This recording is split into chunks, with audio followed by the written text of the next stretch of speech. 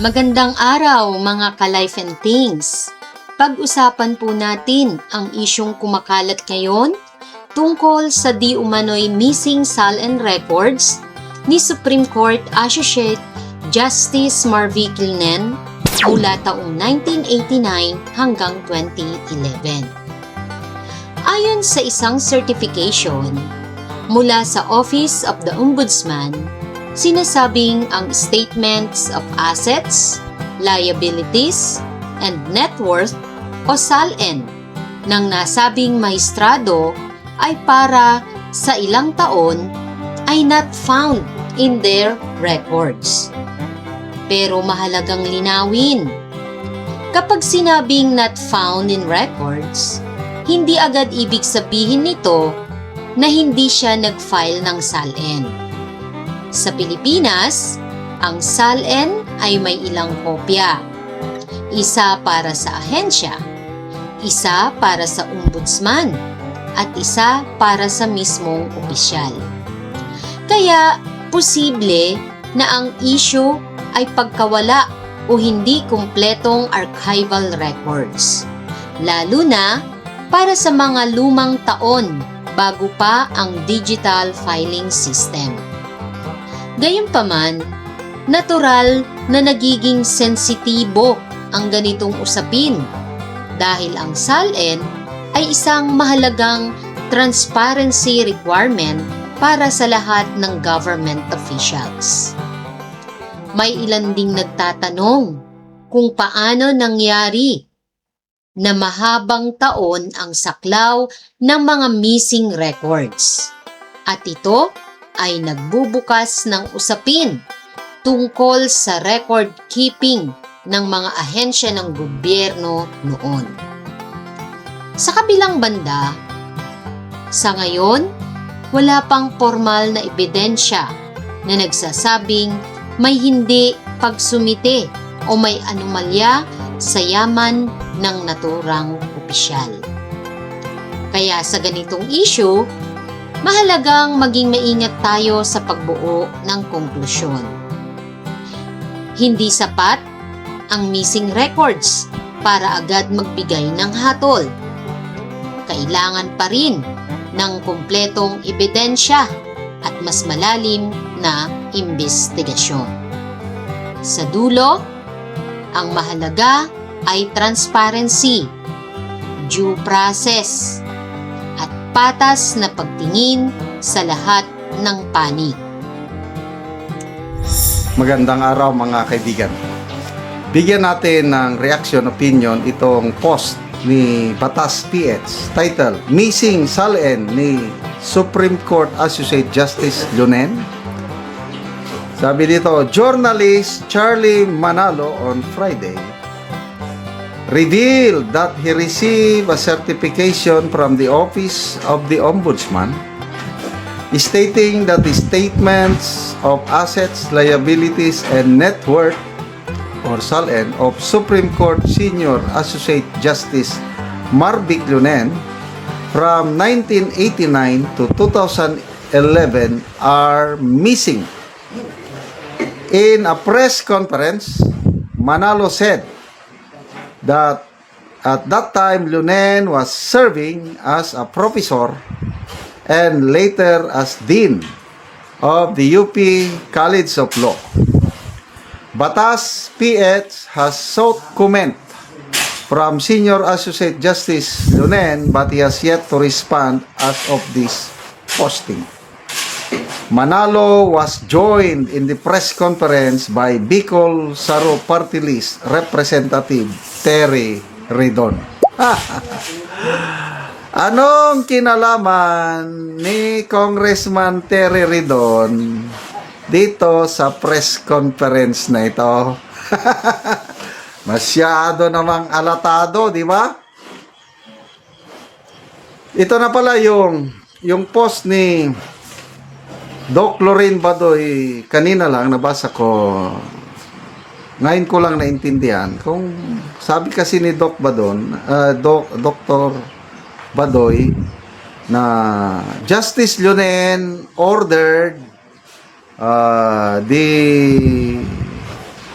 submission of SARO, Special Allotment Release Order, mula 2024 hanggang 2025.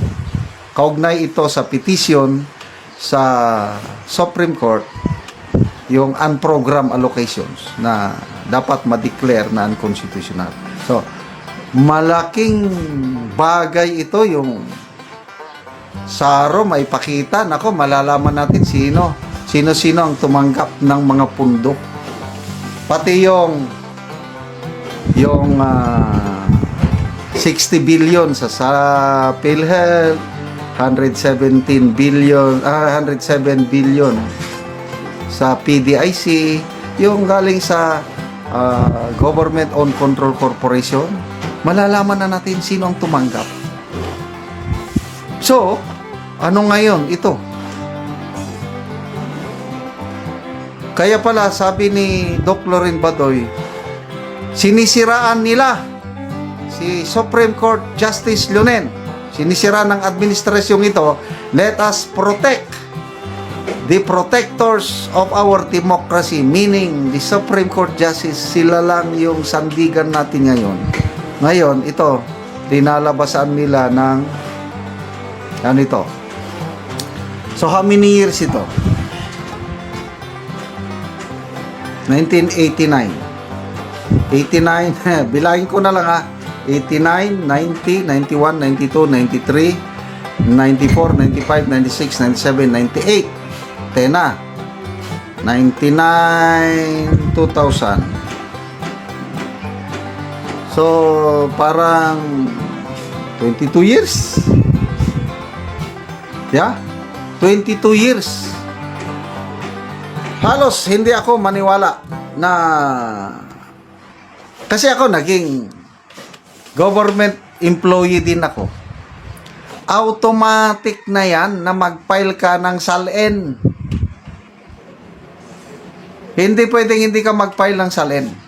Tapos ito, 22 years ba yan? 21 years na nawawala. Duda na ako niyan. Well, granting na nawawala, wala siyang file doon sa ombudsman. Eh paano kung may file si Justice Lunen? I don't think so na ang isang matinong abogado, government official, law professor, law din, naging Supreme Court Justice, ay kakalimutan niya ang mag-file ng SALN.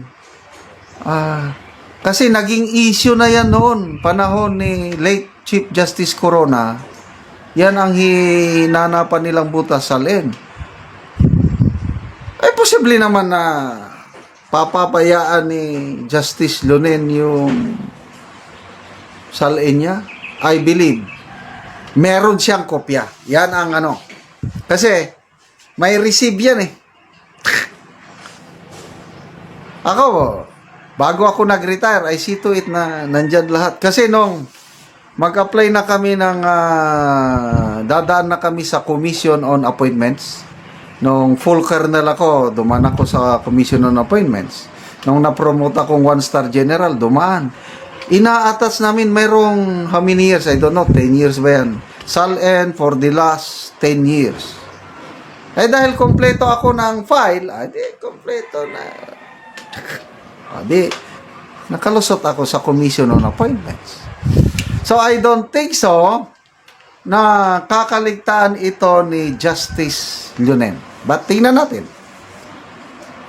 Nakakapagtaka, paano mawala?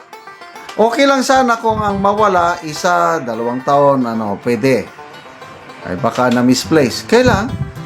Ang tagal na panahon, tapos nawawala. Ay, nako. Tapos nandyan pa si Terry Redon, Congressman Terry Redon. Wala na, duda na ako. I don't know sa inyo. O, basahin ko lang itong certification galing sa Office of the Ombudsman.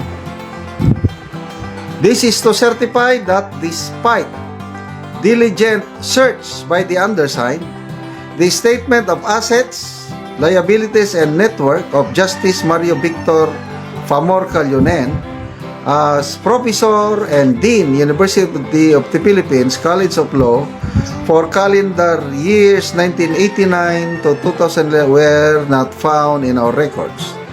This certification is issued upon request of Mr. Charlie Manalo under so-and-so. So, Selvin John Macayana, Legal Assistant, Interim Sal-en in charge. So,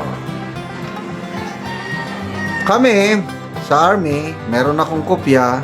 Ang OWESPA office sa AP, meron din silang kopya. So, baka ang UP, meron din kopya. Kasi, ilang copies yung SALN na yun. May maiiwan sa employee, may maiiwan doon sa school, or ano, din papunta pataas sa ombudsman. Tingnan natin. You can never put a good man down. That is, sigurado ako niyan. Kaya hindi nyo matutumba, masisira si Justice Lionen. He will stand out sooner or later.